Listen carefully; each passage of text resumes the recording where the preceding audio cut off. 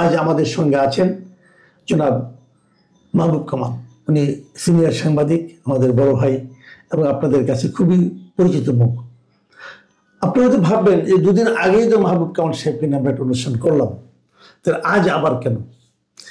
আজকের এই অনুষ্ঠানটা আসলে অবধারিত ছিল এবং এটা একটা নতুন ধরনের, আমাদের এই অন্য মঞ্চের যে অনুষ্ঠানগুলি হয়ে থাকে তার সঙ্গে একটু অন্যরকম, কারণ এই ধরনের অনুষ্ঠান আমরা অন্য মঞ্চের আগে কখনো করিনি। আজকের এই অনুষ্ঠানটা আমরা করছি যে কদিন আগে মাহবুব কামাল ভাইকে নিয়ে আমরা একটা অনুষ্ঠান করেছিলাম এবং সেখানে উনি কিছু বক্তব্য দিয়েছিলেন এবং সেই বক্তব্যগুলো আমাদের সবসময় যেরকম কন্টেম্পোরারি ইস্যু নিয়ে করি সেরকম ছিল না। সেটা ছিল আমাদের একটা ইতিহাসের একটা বিতর্ক নিয়ে, যে বিতর্কটা অপ্রয়োজনীয় ছিল কিন্তু আমাদের দেশে চলছিল। সেরকম একটা বিতর্কে উনি প্রত্যক্ষদর্শী হিসেবে কিছু কথা বলেছিলেন। সেটা হলো আমাদের স্বাধীনতার ঘোষণা এবং ৭ই মার্চের সেই ভাষণ। এই বক্তব্যটা দেওয়ার পর আমরা দেখেছি বিপুল সংখ্যক দর্শক এর সঙ্গে ইনভলভ হয়ে গেছেন। কত লোক দেখেছেন সেটা ইম্পর্টেন্ট না, ইম্পর্টেন্ট হলো কত বিভিন্ন শ্রেণীর মানুষ সেটাতে রিয়েক্ট করেছেন, সেটাতে অ্যাক্ট করেছেন, প্রশংসা করেছেন বেশি, দু একজন কিছু প্রশ্নও করেছেন। আমরা সেই প্রশংসা এবং প্রশ্নগুলো নিয়ে আজকের আলোচনাটা করতে চাই। জনাব মাহবুব কামাল, আমার ধারণা আপনিও সেই সমস্ত কমেন্টগুলো কিছু কিছু দেখেছেন। আপনার প্রাথমিক মানে এইটা কি, প্রতিক্রিয়াটা কি এইগুলো দেখার পর? না, আমার আপনার ইউটিউবে তো অনেক কমেন্ট পড়েছে, আমি ফেসবুকে লিঙ্ক দিয়েছিলাম, ওখানেও অনেক কমেন্ট পড়েছে। জি। তো আই ওয়াজ সারপ্রাইজড যে মানে হয় না যে একটা কন্টেন্টে 80% প্রশংসা, 20% সমালোচনা বা 60-40 এরকম হয় আর কি। কিন্তু আই ওয়াজ সারপ্রাইজ যে আমার যে ফেসবুক পেজ সেখানে আমি কোনো ধরনের নেগেটিভ কোনো মন্তব্য পাইনি। এটা আমার কাছে বিস্ময় লেগেছে আর কি। এবং সবাই ইনভলভড হয়েছেন এবং এবং এটা প্রশংসা করে। এই জন্য আমি খুব মানে হ্যাপি মুডে আছি বলতে পারবেন যে আমার কথা সবাই বিশ্বাস করেছে এবং না বিশ্বাস করার কোনো কারণ নাই, কারণ এগুলো সব রেকর্ড আছে, সেগুলো ওই সময়কার পত্রপত্রিকা ঘাটলেই দেখা যাবে। আমি একটা সিঙ্গেল মিথ্যা ইনফরমেশন দেই নাই এবং আমি চেষ্টা করেছি যৌক্তিকভাবে এই জিনিসটা ব্যাখ্যা করার জন্য, এবং কোনো ইনফরমেশনের কোনো ঘাটতি যে নেই সেইটা আমি কোথাও পাই নাই। তবে একজন বলেছেন যে ওই কি বলে ওইটার ২৭শে মার্চের ভাষণটা সন্ধ্যায় হয়েছে। আসলে ওটা দুপুরেই হয়েছে, উনি সন্ধ্যায় শুনেছেন, কারণ এটা রিপিটেডলি এটা প্রচার করা হয়েছে। এটা আমার মনে আছে, আমি ওই 2 ঘন্টা কারফিউ শেষে, 2 ঘন্টা কারফিউ ছিল সেদিন ২৭শে মার্চ। আচ্ছা। তো কারফিউর মধ্যে আমি নটরডেম কলেজে আমার স্কলারশিপের চেক তুলে আনছিলাম, এনে হাবিব ব্যাংকে এটা ক্যাশ করছি, যেটা এখন জনতা ব্যাংক। হাবিব ব্যাংকে, হ্যাঁ, ওইটা এখন অগ্রণী ব্যাংক হয়ে গেছে। না, হাবিব ব্যাংকটা জনতা ব্যাংক। সেটা আল হেলাল হোটেলের নিচে ব্রাঞ্চ ছিল, ওখান থেকে আমি 450 টাকা ক্যাশ করলাম করে, মানে 300 টাকা হচ্ছে 6 মাসের 50 টাকা করে, আর 150 টাকা হচ্ছে বইয়ের।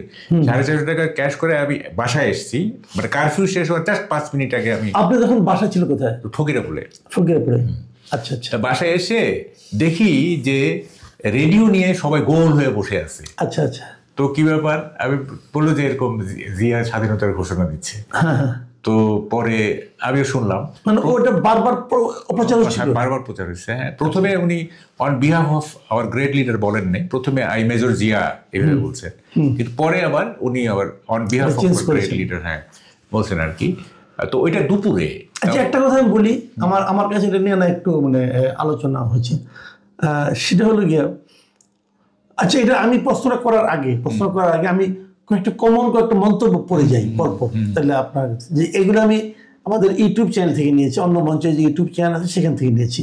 মিস্টার সেলিম রেজা লিখেছেন, বহুদিন পরে স্বাধীনতা সম্পর্কে একটি বাস্তব, নিরপেক্ষ, 100% শুদ্ধ আলোচনা শুনলাম।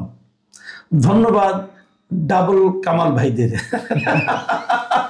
অনেকে কিন্তু জিজ্ঞাসা করেছেন আমাকে, এবং এরকম কমেন্ট এসেছে যে মাহবুব কামাল, মাসুদ কামাল আপনারা কি ভাই নাকি? তো ভাই আসলে তো আমরা সবাই ভাই, কোনো সমস্যা নাই।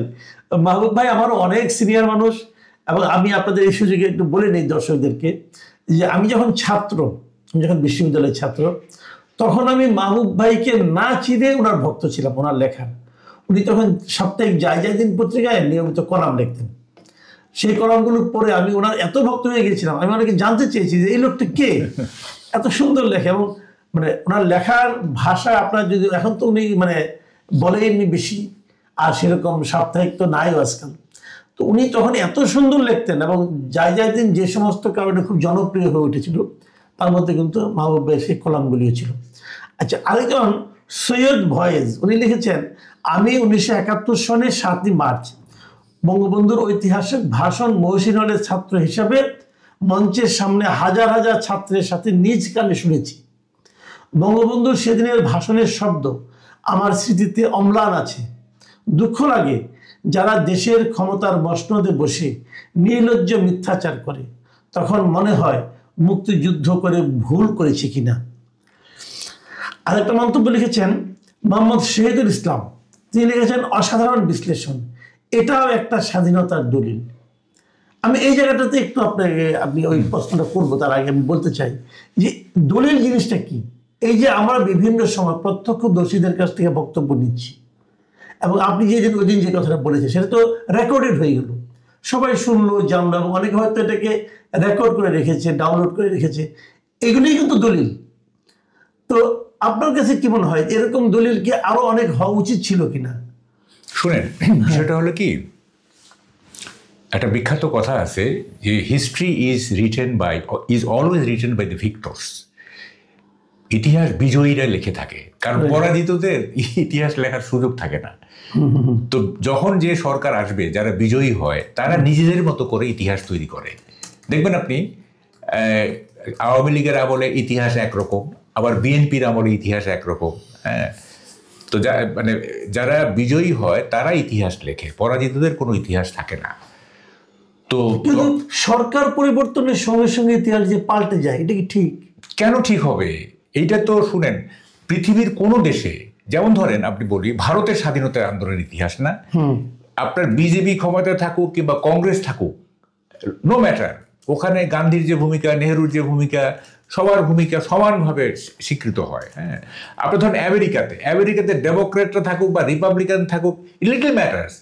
এইটা আমেরিকার যে ফাউন্ডিং ফাদার যারা আছে, কেউ তো ওয়াশিংটন, জেফারসন, তারপর এদের কাউকে তো কেউ চ্যালেঞ্জ করে না, দে আর অল আনচ্যালেঞ্জড। আমাদের এখানে চ্যালেঞ্জ করা হচ্ছে, এটা কেন? কারণটা কি? এইটা হচ্ছে আমাদের জাতিগত সমস্যা, আমাদের নৃতাত্ত্বিক সমস্যা। হ্যাঁ, এইটা হচ্ছে আমরা পরশ্রী কাতর, প্লাস হচ্ছে যে অন্যের ভালো দেখতে পারি না, প্লাস হচ্ছে যে ওই যে আপনাকে আমি বলি, এটা আমি অনেক দু এক জায়গায় বলছি, সেটা হচ্ছে যে ওই আমাদের এখানে গভর্নর জেনারেল ছিলেন জন শোর, ঠিক আছে, উনি 1870 না 80 সালের দিকে একটা গোপন দলিল পাঠিয়েছিলেন ব্রিটিশ পার্লামেন্টে বাঙালিদের চরিত্র নিয়ে, ঠিক আছে। তো ওখানে উনি বলছিলেন যে বাঙালিরা হচ্ছে আপনার হিংসাপরায়ণ, ঈর্ষাপরায়ণ, বাঙালিরা অন্যকে ঠকানোকে গুণ মনে করে, বাঙালিরা অধস্তনদের চোটপাট করে, ঊর্ধ্বতনদের তেলবাজি করে, এর নেগেটিভ অনেকগুলো জিনিস উনি জন শোর এইটা 1870 বা 80 সালের দিকে ব্রিটিশ পার্লামেন্টে একটা গোপন দলিল পাঠিয়েছিলেন। তো আমি এই ডিসেম্বর লন্ডনে ছিলাম, আমি লর্ড ক্লাইভের সামনে দাঁড়াইছি, তার বাকিংহাম প্যালেসের সামনে তার একটা মূর্তি আছে। তা আমি লর্ড ক্লাইভকে উদ্দেশ্য করে বলতেছি যে ক্লাইভ, তুমি 250 বছর আগে বাঙালিকে যেভাবে দেখে এসেছিলে আমরা সেভাবেই আছি, তুমি আমাদের জন্য দোয়া করো। এই যে 250 বছর আগে এই যে আমাদের সম্পর্কে জন শোর যেটা লিখেছিলেন আর কি, উনি গভর্নর জেনারেল ছিলেন, এখানে একই জিনিস আছে কিন্তু। আচ্ছা, আপনার কি মনে হয় এই যে আপনি বললেন যে আমরা 250 বছর আগে যেমন ছিলাম এখনো তেমনই আছি, তেমনই ঈর্ষাপরায়ণ, তেমনই স্বার্থপর, তেমনই পরশ্রী কাতর, যেটা বললেন আপনি তো অনেক দেশে গিয়েছেন, দেখেছেন, অনেক জাতিকে দেখেছেন, আপনার অন্য কোনো জাতির মধ্যে এরকম দেখেছেন যে 250 বছর ধরে, 2 শতাব্দী ধরে একই রকম থাকার? না, অ্যাবসলিউটলি নট। আপনি দেখেন ডাচ এবং ডেনিশ, ওই যে নেদারল্যান্ডের লোকজন, ডেনমার্কের লোকজন, এরা 250-300 বছর আগে কি ছিল? জলদস্যু ছিল, ডাকাত ছিল 300-400 বছর আগে। এখন দেখেন তারা কত সিভিলাইজড। এর পেছনে কারণটা কি? আমাদের এই যে পরিবর্তন না হওয়ার যে জেদ, এর পেছনে কারণটা হচ্ছে, শুনেন, আমরা তো নিজেরা কখনো নিজেদের শাসন করি নাই। এই ফর দ্য ফার্স্ট টাইম আমরা 71-এ আমরা নিজেরা নিজেদের শাসন করছি। এর আগে তো আমরা সবসময় বাইরের শক্তি দ্বারা শাসিত হয়েছি। ইভেন পাকিস্তানের যে 24 বছর, সেটা তো বাইরের শক্তি, তাই না? এর আগে ব্রিটিশ, তারপরে নানা রকম বাইরের শক্তি দ্বারা আমরা নিজেরা নিজেদেরকে শাসন করতে পারি নাই। ফলে আমরা হয়েছে কি, একটা সংকর জাতিতে পরিণত হয়েছি। যখন যে জাতি আসছে, হ্যাঁ, শাসন করছে আমাদের, আমরা কিন্তু একটা সংকর জাতি বেসিক্যালি। হ্যাঁ, এই সংকর জাতির তো আপনার নিজস্ব কোনো মানে পজিটিভ কোনো বিকাশ হবে না। আচ্ছা, আমরা আবার কিছু কমেন্ট তাহলে পড়ি। জামিল চৌধুরী লিখেছেন যে আপনার কাছে এবং আপনার আজকের অতিথির কাছে কৃতজ্ঞতা প্রকাশ করছি। আপনাদের আজকের এই এপিসোডটা ইতিহাসের একটা দলিল হয়ে থাকবে। আপনাদেরকে ধন্যবাদ। মারুফ আহমেদ লিখেছেন 1971 তো অনেক আগের কথা, 2024-এর ইতিহাসই চোখের সামনে পরিবর্তন করতে দেখছি। এটাও কিন্তু একটা বড় অভিযোগ আমি দেখেছি যে আমরা 71 তো দূরের কথা, এখন 24 বছর গত বছর গেল, এটা নিয়েও কিন্তু নানা ধরনের দাবিদার গজিয়ে গেছে। যে কথা আপনি বললেন যে আমাদের চরিত্রের মধ্যেই এই জিনিসটা আছে, সকালে নিজের বাহাদুরিটা করার একটা। আচ্ছা, আপনি যে বললেন যে এই 24-এ না আমরা কি দেখছি, গত 91 থেকেই ধরি, যখনই এটা তো পালাক্রমে আসছে না, BNP Awami League, one succeeded another. তো যখন বিএনপি চলে যাওয়ার পরে আওয়ামী লীগ আসছে, তখন আওয়ামী লীগ বিএনপি আমলের নানা রকম সত্যকে ডিস্টোর্ট করছে, বিকৃত করছে, করছে ইত্যাদি। আবার যখন বিএনপি আসে, তখন আবার ইমিডিয়েট পাস গভর্নমেন্টের বিকৃতি করছে। সো এইটা আমাদের নেচারের মধ্যে আছে, বুঝছেন? আমরা মানে একটা যে সহনশীল সমাজ গড়ে তুলবো, হ্যাঁ, একটা রেইনবো সোসাইটি গড়ে তুলবো, এইটা আমাদের চরিত্রের মধ্যেই নাই। এবং দেখেন ঈর্ষাপরণটা, আমি একটা উদাহরণ দিই আপনাকে। এই যে ইউনূস সাহেব যে লন্ডনে গেলেন না, তারেক রহমানের সাথে দেখা করলেন, যে না, এনসিপি এবং জামাতের এই ক্ষোভের কারণটা কি? যে উনি একটা দলের প্রেসিডেন্টের কাছে গেলেন, আমাদেরকে উনি কিছু বললেন না। এই যে ঈর্ষাপরণতা, হ্যাঁ, উনি কেন এককভাবে তারেক রহমানের কাছে যাবেন? আমরা কি তাহলে মানে আমাদের কি কোনো মূল্য নাই? হ্যাঁ, তো এই যে ব্যাপারটা, মানে এইটা সব ক্ষেত্রে আপনি দেখতে পারবেন। হ্যাঁ, আচ্ছা, আমরা আরো কিছু একটা কমেন্ট করি। যেমন শিকদার তুলি, তিনি লিখেছেন স্বাধীনতার ঘোষণা নিয়ে একমাত্র বিশুদ্ধ আলোচনা শুনলাম, কাউকে ছোট না করে নির্মোহ আলোচনা। এই যে উনি যে কথাটা বলেছেন, আমি এই প্রসঙ্গের আপনার সঙ্গে কথা বলতে চাই যে আসলে মানে ইতিহাসে যার যে অবস্থান, সেই অবস্থানকে স্বীকৃতি দিয়েও কিন্তু আমরা ইতিহাসটা বলতে পারি। তাহলে অন্যকে ছোট করার যে প্রবণতাটা আমরা দেখি, এটা তো আমরা এটাও দেখেছি, এটা কিন্তু টেকসই হয় না। তাহলে কেন করি আমরা এটা? আমি বলি, শুনেন, আপনি তো টেকসই বললেন, আপনি 200 বছর পরের বাংলাদেশ কথা চিন্তা করেন। 200 বছর পরে তখন কিন্তু এই জিনিসগুলো না, এগুলো কিচ্ছু থাকবে না। থাকবে কি জানেন? ইতিহাসের বাকি জিনিসগুলোর ফুটনোটে চলে যাবে, গবেষকদের টেবিলে চলে যাবে। সাধারণের মাঝে কি থাকবে?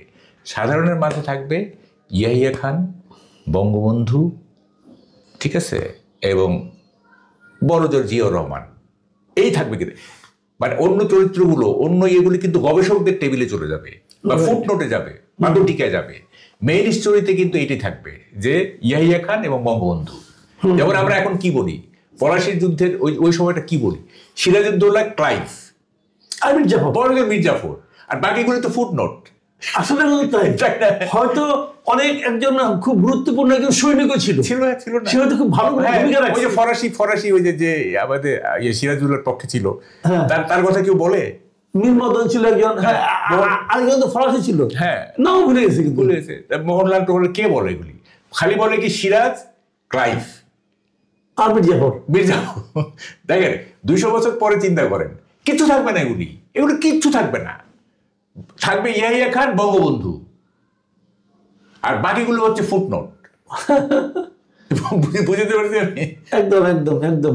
মানে আমরা এগুলো মানে কেন কিন্তু তাহলে আমরা ইতিহাস বিকৃতি করে এই যে মানে প্রবল প্রচেষ্টা, ইতিহাসকে রাখা যাবে না। যেমন একজন লোক প্রশ্ন করেছেন এখানে, জব্বার খান, ওনার প্রশ্নটা একটা একজনের অভিব্যক্তি যে শেখ মুজিবের এত অবদান থাকার পরও দেশের নব্য রাজাকারদের 32 নম্বরের প্রতি এত রাগ। এটা আরেকটা মন্তব্য করেছেন জাকির হোসেন, এটা একটু বড় মন্তব্য, তুমি পড়ে শোনাই। 2024 সালের 5 আগস্ট না আসলে বুঝতে পারতাম না কে যে সাংবাদিক আর কে যে পক্ষপাত দুষ্ট সাংঘাতিক। আপনাদের এই নিরপেক্ষ আলোচনা আপনাদের প্রতি শ্রদ্ধা এবং ভালোবাসা বাড়িয়ে দিল। 5 আগস্টের পর থেকে বুঝতে পারলাম একজন সরকারকে ফ্যাসিস্ট হওয়ার পেছনে সাংঘাতিকদেরও বিশাল ভূমিকা থাকে। যদি আপনাদের মতো সাংবাদিক থাকতো তাহলে এত সহজে কেউ ফ্যাসিস্ট হতো না। আল্লাহ আপনাদের নেক হায়াত দান করুন। আচ্ছা, আমি আরেকটা প্রশ্ন যেটা আমি করতে চাচ্ছিলাম সেটা হলো, আপনি নিজে কখন এটা আপনার মধ্যে প্রশ্নটা এসেছে কিনা? আমার মধ্যে কিন্তু অনেকদিন ধরে এসেছিল, বলার সাহস পাই নাই। আপনাকে পেয়ে প্রশ্নটা করার সাহস পাচ্ছি। সেটা হলো যে জিয়া রহমান সাহেব একটা ভাষণ দিলেন, ভাষণটা ইংরেজিতে কেন দিলেন? এটা ইংরেজিতে হলো কি আমি বলি, এটা হলো যে আর্মির তো একটা ওরিয়েন্টেশন আছে, আর্মির নিজস্ব একটা ওরিয়েন্টেশন আছে। তো পাকিস্তান আমলে দেখেন, পাকিস্তান আমলে আমার মনে আছে আমরা স্কুলে যখন থাকতাম আমরা যে বিভিন্ন ছুটির দরখাস্ত লিখতাম হেডমাস্টার, আমরা কিন্তু ইংরেজিতে লিখতাম। তখন কিন্তু বাংলা লেখার প্রচলন ছিল না, রাইট? ঠিক আছে, বাংলা লেখার প্রচলন কিন্তু স্বাধীনতার পরে হয়েছে, আরব পরে। তখন এই যে অফিসিয়াল কাজ কারবার ধরেন যে প্রাতিষ্ঠানিক কাজ সব ইংরেজিতে, যেমন জাজমেন্ট, এই যে আদালতের যে রায়টা, এগুলো সব ইংরেজিতে হইতো। তো এখন ধরেন যে তো জিয়া রহমান তো হি ওয়াজ এ মেজর, অফকোর্স, মানে খুব একটা সফিস্টিকেটেড প্রফেশন তো এটা, তাই না? এবং আপনার আর্মি ওরিয়েন্টেশনে তো ইংরেজিটা যেহেতু, দেখেন এটা একটা ব্যাপার আছে, তখন তো অল পাকিস্তান আপনাকে ভাবতে হবে, তাকে তো মিশতে হচ্ছে পাঞ্জাবিদের সাথে, পাঞ্জাবি অফিসারদের সাথে তাকে মিশতে হচ্ছে, তাই না? মানে শুধু তো বাঙালি না, তাই না, পাঞ্জাবি, বেলুচি, নানা ধরনের আর্মির সাথে তার মিশতে হয়েছে। তারপর ধরেন যে ওয়েস্ট পাকিস্তানে সে ট্রেনিংয়ে গেছে ইত্যাদি।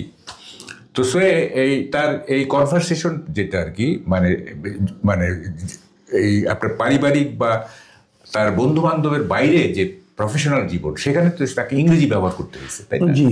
তো ফলে ওইটা আর কি, এবং ইংরেজিতে কমফোর্টেবল ফিল করেন। হয়তো দেখা যাচ্ছে কেউ কিন্তু যেমন ধরেন যে বাংলা চাইতে ইংরেজিতে কমফোর্টেবল বেশি ফিল করেন। হ্যাঁ, যেমন আমার ক্ষেত্রে হয় কি, আমি কতগুলি বিষয় বাংলায় বলতেই পারি না, মানে ওইটা ইংরেজিতেই মাথায় চলে আসে। হ্যাঁ, তো সেইভাবে এটা দোষের কিছু না, এটা দোষ না। আমি এমনি যে জানার জন্য, কৌতূহলের জন্য, সেটা হলো যখন ওনার এই ভাষণটা আসলে ওনার টার্গেট অডিয়েন্স কারা ছিল, দেশের সাধারণ মানুষ। তো সাধারণ মানুষ তো এটার অর্থ অনেকে বুঝবে না, কিন্তু যিনি ইংরেজিতে বলেন তিনিও কিন্তু বাংলাটা বুঝেন। তো সেটাই আমি বলতে চাচ্ছি আর কি, যে ওখানে কেউ কি ছিল না বলার জন্য যে ভাই আপনি তো একবার ভাষণ দিলেন তারপর আবার চেঞ্জ করলেন? আমি বলছি এইটা বাংলায় কেন, মানে না, এইটা এইভাবে দেখলে হবে না। এটা হচ্ছে যে উনি যখনই এইটা একজনও যদি শুনে থাকে ইংরেজিটা, এটা তরঙ্গায়িত হবে সারা পূর্ব পাকিস্তানে, এবং সাথে সাথে অনুবাদ হয়ে যাবে সারা বাংলাদেশে, বহু হয়ে যাবে, তাই না? তো বিরাট সেন্সিটিভ একটা ব্যাপার, তাই না? ওই সময় হ্যাঁ। তো এখন উনি স্বাধীনতা ঘোষণা করছে ইংরেজিতে, ওখানে বহু লোক শুনছে যারা এটার মানে জানে, এক কান দুই কান হয়ে সারা বাংলাদেশ তরঙ্গায়িত হয়ে গেছে। এটা কোনো ব্যাপার না, ওইটা উনি he felt comfortable in English. হ্যাঁ, বাংলায় বললে হয়তো ওরা আটকে যেত, কারণ উনি তো ইংরেজি বলতে অভ্যস্ত, তাই না? বাংলায় গেলে হয়তো আটকায় যেতে পারতো, এত মানে সাবলীল ভাবে হয়তো বলতে পারতেন না। আচ্ছা, আরেকটা মন্তব্য পড়ি, এই মন্তব্যটা ভারত থেকে আসছে। লিখেছেন মিস্টার প্রসেনজিৎ দেব। তিনি লিখেছেন, আমি ভারতের ত্রিপুরা রাজ্যের একজন নাগরিক, কিন্তু শ্রদ্ধাভাজন মাসুদ কামাল সাহেবের দুটো চ্যানেলে বিভিন্ন আলোচনা আমি প্রায় শুনি, কারণ মাসুদ কামাল সাহেবের আলোচনা এবং ওনাকে কেন জানি না আমার ভালো লাগে, এবং মাহবুব কামাল সাহেবের বিশ্লেষণ ও আলোচনা আমি রীতিমতো এনজয় করি। উনি এত সুন্দর যুক্তিযুক্ত কথা বলেন এবং ওনার পাণ্ডিত্য, কথা বলার ভঙ্গি আমাকে প্রবল আকর্ষিত করে। ওনার কথার উপস্থাপনেই প্রমাণিত হয় তিনি একজন সুশিক্ষিত, প্রকৃত জ্ঞানী মানুষ। বিশেষ করে মাহবুব কামাল ও অজয় দাশগুপ্ত এই দুজনের আলোচনা মিস করি না, যদিও এই আলোচনাগুলো আমার দেশের বিষয় নয়, কিন্তু ভালো লাগা থেকেই বিনা কারণেই শুনি। আসলে কি বিনা কারণে শুনে না? এটা একটা বিরাট কমপ্লিমেন্ট আমার জন্য। আচ্ছা, কে এম আজিজুল ইসলাম লিখেছেন, কামাল সাহেবকে বলছি, মানে এটা আপনাকে বলছেন, আমি তখন রাওয়ালপিন্ডিতে আর্মি হেডকোয়ার্টারে ছিলাম। 25 তারিখ দিবাগত রাতে বাঙালি সৈনিক যারা ডিউটিতে ছিলেন রাত 3টায় এসে আমাকে বলে গেলেন যে বাংলাদেশের স্বাধীনতা ঘোষণা হয়ে গেছে, মানসিকভাবে প্রস্তুত হও। বলে রাখা ভালো, সেনা সদরের রেডিও সিগন্যাল সেট খুবই শক্তিশালী। এটা কিন্তু আমার মনে হয় যে আরেকটা ইনফরমেশন, এটাও কিন্তু আমার মনে হয় যে অনেকের মাথায়, যেন এই যে কে আজিজুল হক যিনি আছেন, উনি হয়তো লাইভ মানে প্রাদপ্রদীপের নিচে নাই, ওনাকে হয়তো কেউ চেনে না জানে না, কিন্তু ওনার এই যে ইনফরমেশনটা, এটাও কিন্তু ইতিহাসের একটা অংশ আমি মনে করি। এবং ওনার এই ইনফরমেশনটা কিন্তু আপনার যে বয়ানটা, আপনার যে বক্তব্যটা, আপনার যে অভিজ্ঞতা, তার সঙ্গে কিন্তু মিলে যাচ্ছে। না এখানে দেখেন আমি বলি, একটু বলে নিই আপনাকে। জি প্লিজ। যেমন ধরেন যে আমি কি বলছি, আমি যা যা শুনেছি, যা যা দেখেছি সেটাই বলছি। আমার বাইরে অনেক কিছু থাকতে পারে, তাই না? যেমন ধরেন অনেকে বলে হান্নান সাহেব চিটাগাঙ্গে আরো অনেক, সেগুলো তো আমি শুনি নাই। আমি যেটা শুনেছি আমি সেটাই বলেছি। হ্যাঁ, বাকিরা কি কি ইনফরমেশন জানেন টানেন তারা সেগুলি বলবেন এবং প্রমাণ সহ বলবেন, আন্দাজে বললে হবে না কিন্তু। যেমন আমার প্রত্যেকটা প্রমাণ আছে, আপনি ওই সময়কার পত্রিকা ঘাটলেই আপনি দেখবেন যে 1 তারিখে খেলা হচ্ছিল কিনা, হ্যাঁ স্টেডিয়ামে 1 তারিখে খেলা নিয়ে কিন্তু ইন্টারেস্টিং একটা পয়েন্ট আছে। একজন MS দোহা তিনি লিখেছেন মাহবুব সাহেবের খেলার বিষয় অতি সত্য কথা বললেন। খেলার বিষয়ে আমার চাকরি জীবনে তখন ওই মুহূর্তে ওই দিনে সকাল 8টা থেকে 2টা পর্যন্ত ছিলাম। ধন্যবাদ মাহবুব সাহেব সঠিক বর্ণনা দেওয়ার জন্য। একদম একদম দেখেন, মানে আমার তো স্মৃতিশক্তি ভালো বলবো আমি। আসিফ ইকবাল এবং সরফরাজ নওয়াজ ব্যাটিং করতেছিলেন, ওটাও আমার মনে আছে। আচ্ছা, ওইটাও আমার মনে আছে। এবং ঠিক একটা সময় ওই যে যারা রেডিও নিয়ে গেছে, হ্যাঁ, তারা শুনতেছে যে রানিং কমিটি বন্ধ, এখন ইয়াহিয়া খান জাতির উদ্দেশ্যে ভাষণ দিবেন। বা সবাই কান খাড়া করলাম, খেলা চলতেছে, আমরা কান খাড়া করলাম, কি বলতেছে। যেই না বললো যে কি পার্লামেন্টের অধিবেশন অনির্দিষ্টকালের জন্য স্থগিত করা হলো, ব্যাস কয়েক সেকেন্ডের মধ্যে আমি যে বললাম, আমরা ঢুকলাম পাকিস্তানি হয়ে স্টেডিয়ামে, বের হলাম বাঙালি হয়ে। ইন্টারেস্টিং কিন্তু, হ্যাঁ, মানে আমরা রিভল্ট করলাম যে কি শেখ মুজিব তাহলে প্রাইম মিনিস্টার হইতে পারবে না পাকিস্তানের? হ্যাঁ, এটা পারবে না হইতে। কি ষড়যন্ত্র চলতেছে? ষড়যন্ত্রটা হলো কি, ভুট্টো এটা বাগড়া ছিল, মানে আমরা তো পাইলাম 167টা, ভুট্টো এটা 300 আসনের পার্লামেন্ট। পশ্চিম পাকিস্তানে ভুট্টো পাইছিল 131টা, ঠিক আছে? 131 না 80টা 88টা না, মানে সব মিলে 131টা। আচ্ছা, আমরা তো 167টা, তাই না? হ্যাঁ, 168 আমরা 3টা পাইনি। হ্যাঁ, 2টা পাইনি, 169 ছিল। নুরুল আমিন এবং হ্যাঁ, ওই 2জন। না, ওইটা 131 আমার মনে আছে। এটা কি পিপিপি না কি সব মিলে, যাই হোক। তো ভুট্টো বললো যে, মানে কি বলে যে এটা সে একটা বুঝাতে চাইলো যে 2 পাকিস্তানে 2টা প্রধানমন্ত্রী হবে। আচ্ছা, বুঝছেন? এবার বললো যে এই কি বলে যে পার্লামেন্টে যারা যাবে কসাইখানা হবে। তো ভুট্টো এরকম থ্রেট করার পরে তো এখান থেকে সাংঘাতিক ব্যাপার। হ্যাঁ, ভুট্টো এখানকার প্রধানমন্ত্রী হইতে যেতেছে, আবার এদিকে শেখ মুজিব পূর্ব পাকিস্তানের, এটা তো হয়, এটা কনফেডারেশন, তাই না? তো ফলে এখন এই সবটা মিলে ইয়াহিয়ারও ইচ্ছা ছিল না শেখ মুজিবের কাছে পাওয়ার ট্রান্সফার করা, এই সবটা মিলে উনি স্থগিত করে দিলেন। তো যখনই স্থগিত করে দিলেন তখন তো আমরা আর তো চলে না, আর চলে না। এখন আমরা আমাদের বাঙালি সত্তা জেগে উঠলো। হ্যাঁ, ওই কয়েক সেকেন্ড, কিন্তু এর আগে একটু বুঝতে হবে, আমরা যে বলি না যে কি বলে যে একটা বহুদিন ধরে আমাদের মধ্যে একটা এরকম না, ছিল একটা স্বাধিকার আন্দোলনের চেতনা ছিল, বাঙালিত্ব ছিল, সবই ছিল। যেমন রবীন্দ্রনাথ উপর যখন নিষেধাজ্ঞা আসলো তখন আমরা খেপে গেলাম। হ্যাঁ, তারপরে ভাষা সবটা মিলে একটা ছিল। কিন্তু পাকিস্তান ভেঙে যাবে এই ধরনের আমরা কখনো ভাবি নাই। আমরা আরো 2-একটা পড়ি, তারপরে আলোচনা শেষ করবো। আমরা মিস্টার খায়রুল কবির লিখেছেন, আমি 7 মার্চ বঙ্গবন্ধুর ভাষণ এবং জিয়াউর রহমানের 27 মার্চ 2 বার দেওয়া ঘোষণা শুনেছি। জনাব মাহবুব কামাল খুবই নিরপেক্ষভাবে সব তুলে ধরেছেন। যদি বঙ্গবন্ধুকে ছোট করে জিয়াউর রহমানকে বড় করে দেখানো হয়, তাতে ওনাদের কিছু আসে যাবে না, বরং জাতি হিসেবে আমরা নিজেদের ছোট হিসেবে উপস্থাপন করছি বা করব। মাহবুব রহমান লিখেছেন, 7 মার্চের ভাষণ বই থেকে বাদ দেওয়া হচ্ছে। এই সরকার কি চায় দেশ ও জাতির বুঝতে বাকি থাকে না। এটা কিন্তু একটা গুরুত্বপূর্ণ বিষয়। যেন আপনি আলোচনায় আপনি বারবার বলতেছেন যে 7 মার্চই মোটামুটি কিন্তু শেখ মুজিব উনি বলে দিয়েছেন যে কি হবে। তো 7 মার্চের সেই ভাষণকে আমরা আমাদের বই থেকে বাদ দিয়ে কি আমরা মানে ইতিহাসের জন্য ইতিবাচক কোনো সিদ্ধান্ত নিতে পারলাম? এটা নিয়ে আপনি কি শুনেন, 7 মার্চটা কেন বাদ দেওয়া হয়েছে? ওইটাই তো আসলে স্বাধীনতার প্রথম ঘোষণা আর কি। হ্যাঁ, ঘোষণা তো ফলে এইটা থাকলে সব ক্রেডিট শেখ মুজিবের কাছে চলে যায়, সব ক্রেডিট তো তার কাছে চলে যায়, ফলে তাকে ক্রেডিট দেওয়া যাবে না। ক্রেডিট কি, তাকে তো মুছে ফেলার চেষ্টা হচ্ছে, ক্রেডিট তো পরের ব্যাপার। হ্যাঁ, ফলে এই দেখেন এই জাতি কিভাবে আগাবে বলেন। হ্যাঁ, আমরা তো যার যতটুকু অবদান সব দিতে চাই। আমরা ভাসানীকে তার সম্মান দিতে চাই, আমরা শেরে বাংলা ফজলুল হককে সম্মান দিতে চাই, আমরা উসমানী, তাজউদ্দিন, সবার যার যার প্রাপ্য তারা পাবে সেটা, হ্যাঁ, অনুপাত হিসেবে পাবে। কিন্তু বঙ্গবন্ধু যে একেবারেই মানে উনি যে মানে শ্রেষ্ঠ নেতা ছিলেন, উনি যে আমাদের মেইন স্থপতি, মেইন আর্কিটেক্ট, এটা তো আমাদের স্বীকার করতে হবে। সেটা স্বীকার করে বাকিটা যারা যেটা পাওনা আছে সেটা তারা পাবে, তাই না? আর আমি এখন আপনার যে ফেসবুক পেজ, আপনার ফেসবুক পেজও আপনি এটাকে শেয়ার করেছিলেন, সেটাতেও আমি প্রচুর মন্তব্য পেয়েছি।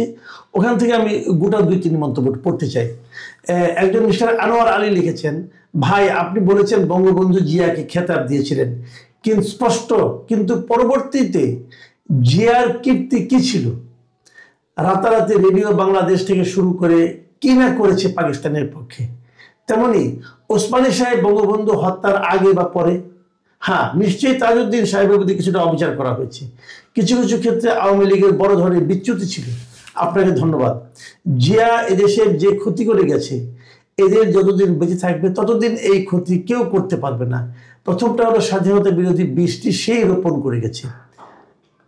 এই বক্তব্যের ব্যাপারে আপনার শুনেন, এই অংশটা আমাদের আলোচনার প্রাসঙ্গিক না, আমাদের আলোচনা প্রাসঙ্গিক না। আমরা তো কথা বলছি মুক্তিযুদ্ধ নিয়ে।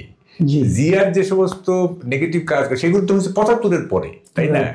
তো এইটার সাথে মিলাইলে চলবে না। দেখেন, মানে আমরা টোটালিটিতে আমরা একটা মানুষকে বিচার করতে পারি না, আমরা খণ্ডিত বিচার করি। হ্যাঁ, এটাই হয় কি ডিহিউম্যানাইজেশন হয়ে যায়, এটা বিমানবীয়করণ হয়ে যায়। হ্যাঁ, যেমন ধরেন বঙ্গবন্ধুর 10ই জানুয়ারি পর্যন্ত বঙ্গবন্ধু একরকম, 72, আবার 72-এর 10ই জানুয়ারির পর থেকে আর এক রকম। ওখানে উনি চরম সাকসেসফুল, আর 10ই জানুয়ারির পরে ওনার ব্যর্থতার দিক আছে, ঠিক আছে? তারপরে তো টোটাল বিচার করতে হবে আপনাকে। Ziaur Rahman as a freedom fighter, এইটা এই ব্যাপারে একটা ভ্যালিয়েন্ট ফ্রিডম ফাইটার, এই ব্যাপারে কোনো বিতর্ক নাই। তারপরে উনি প্রেসিডেন্ট হিসেবে কি করছেন না করছেন ওটা আর একটা বিতর্ক তুলেন, তখন আমরা আলোচনা করবো। এইখানে কেন, মানে মূল কথা হলো, ধরেন আমি এসএসসি পরীক্ষা আমি স্ট্যান্ড করলাম, ধরে যাক, তারপরে আমি কোনো মাদক আসক্ত হয়ে গেলাম, ইন্টারমিডিয়েট ফেল করলাম, ওইটা কি আপনি মুছে যাবে? এখন তাই বলে কি এসএসসি স্ট্যান্ড করতে পারে, বাদ দিয়ে দেবেন? বলেন দেখি, সাধারণ একটা লজিক। হ্যাঁ, তো ফলে ওইটা কেন মিলাবো আমরা? হ্যাঁ, আচ্ছা, এনায়েতুল্লাহ সাহেব লিখেছেন, শুনলাম একটা জায়গায় ভুলে 27শে মার্চ সন্ধ্যার জায়গায় দুপুরে বলেছেন, আর জিয়ার ঘোষণা পাঠের আগে আরো 7 জন সেই একই কেন্দ্র থেকে বঙ্গবন্ধু স্বাধীনতার ঘোষণা পাঠ করেছিল, এর উল্লেখ করতে পারতেন। না না, এখানে ব্যাপার হলো আমি যেগুলি শুনি নাই সেগুলো আমি কেন বলতে যাব, তাই না? আমি যেগুলি দেখেছি শুনেছি সেটাই আমি বলবো। আর ওটা সন্ধ্যায় না, ওটা দুপুরেই, উনি হয়তো সন্ধ্যায় শুনছে, এটা রিপিট হয়েছে তো, এটা উনি হয়তো সন্ধ্যায় শুনছে। আমি নিজে আই রিমেম্বার যে আমরা এটা দুপুর কত 1টা 2টা 2:30 3টা এরকম হইতে পারে, এই সময়টাই আমরা শুনছি। এখন এটা উনি হয়তো সন্ধ্যায় শুনছেন। আর যেগুলি বাকি যেগুলির কথা বললেন ওগুলি তো ভাই আমি শুনি নাই, আমি যেটা শুনিনি সেটা আমি কেন বলবো, তাই না? আচ্ছা, আমি শেষ মন্তব্যটা পড়ছি, এটাই আমাদের শেষ মন্তব্য। মিস্টার খায়রুল আলম লিখেছেন, এভাবে সাবলীল, সুন্দর ও সততার সঙ্গে আমাদের স্বাধীনতার বিষয়টি তুলে ধরার জন্য আন্তরিক ধন্যবাদ। আপনাকে বলছেন। আমি ওই 2টা শব্দ বলবো না, আমি সততাটা নিয়ে একটু বলতে চাই। জি, দেখেন, সততার কোনো ক্রেডিট না, সততা হচ্ছে ডিভাইন ভার্চু। এইটা কষ্ট করে কেউ শেখে না, ঠিক আছে? যেমন ধরেন, চোখ থাকলে যেমন দেখা যায়, কান থাকলে শোনা যায়, বিবেক থাকলে সৎ হওয়া যায়। এটা কিন্তু আমরা কষ্ট করে শিখতে হয় না। তো ফলে যেটা কষ্ট করে শিখতে হয় না, ওইটা কেন আমার গুণ হবে? এটা তো গুণ হইতে পারে না, তাই না? এখন আমাদের দেশে হয় কি জানেন, সততাকে একটা বিশেষ গুণ হিসেবে দেখা হয়। যেমন ধরেন, আপনি একটা সিএনজিতে উঠলেন, উঠে দেখলেন যে 1 লাখ টাকার একটা বান্ডেল কেউ ফেলে রেখে গেছে। এখন আপনি খুঁজে পেতে ওই লোককে টাকাটা দিয়ে দিলেন, আপনার উপর একটা স্টোরি হবে। এই যে মাসুদ কামালের মতো সৎ, উনি 1 লাখ টাকা পেয়েও যা টাকার মালিককে টাকা ফেরত দিচ্ছেন, এটা স্টোরি হবে পত্রিকায়। কিন্তু ওয়েস্টে কিন্তু এটা কোনো নিউজই হবে না, এটা কোনো নিউজ ভ্যালিউ নাই। কি কারণে জানেন? যে এই টাকাটা যে আপনি ফেরত দিবেন, এইটা আপনার দায়িত্ব, এইটা এখানে সততার কোনো ব্যাপার নাই। এবং ওয়েস্টে কি হয় জানেন, এই ধরেন যে মালামাল হারাই গেলে কেউ পাইলে ওইটা একটা নির্দিষ্ট জায়গায় রেখে আসলে আবার যার হারাইছে সে ওই জায়গায় গিয়ে খুঁজে পেতে, ওখানে কিন্তু কোনো গার্ড ফার্ড নাই, কোনো পাহারাদার নাই, রেখে আসলো সব মাল, হারানো মাল, আর যার মাল সে ওখান থেকে তুলে নিয়ে আসলো। এখানে কিন্তু কোনো মানে কি বলে পাহারাদারও নাই। তো সততা হচ্ছে ডিভাইন ভার্চু, এইটা কোনো কষ্টার্জিত কিছু না। হ্যাঁ, তো যেটা আমি কষ্ট করে শিখি নাই ওইটা আমার গুণ হবে কেন? তার মানে সততা বলতে যাচ্ছে সততা কোনো গুণ নয়, এখানে একটা বলি, তবে যারা সৎ আছেন তারা যে এই এত করাপশনের মধ্যে নিজেকে সৎ রাখতে পারছেন, এই যে তার চেষ্টাটা, এইটা প্রশংসার যোগ্য। এই যে চারিদিকে করাপ্ট, চারিদিকে দুর্নীতি পরায়ণ, সেখানে আপনি দুর্নীতি মুক্ত থাকার চেষ্টা করছেন, সৎ থাকার চেষ্টা করছেন, আপনি চেষ্টা করছেন, এই চেষ্টাটা প্রশংসার যোগ্য। আপনি সৎ, এইটা প্রশংসার যোগ্য না। আচ্ছা, আমি বুঝতে পারছি। সততা এইটা মানে এটা কোনো গুণই না, এটা কোনো গুণই না। এইটা চোখ থাকলে আমি দেখতেছি, কান থাকলে শুনতেছি, আমার বিবেক আছে, আমি সৎ থাকবো। মানে এটা হলো একটা স্বাভাবিক মানবিক স্বাভাবিক। এটাকে এত গ্লোরিফাই করার কিছু নাই। পশ্চিমা দেশে সততার কোনো মূল্য নাই।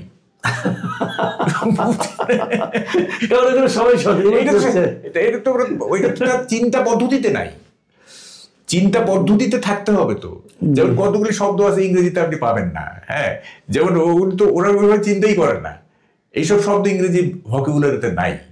হ্যাঁ, যেমন ধরেন ঘেরাও একটা শব্দ আছে না, আমরা যে ঘেরাও করি, ওখানে ঘেরাওয়ের কোনো ইংরেজি পাবেন না আপনি, কারণ বাংলাদেশের রাজনীতিতে ঘেরাও হয় যে ঘেরাওয়ের আপনি ছাড় দিয়ে দেখেন, এটা কোনো ইংরেজি নাই, বুঝছেন? এটা তো করে না তারা, বুঝতে পারছি, ঠিক আছে?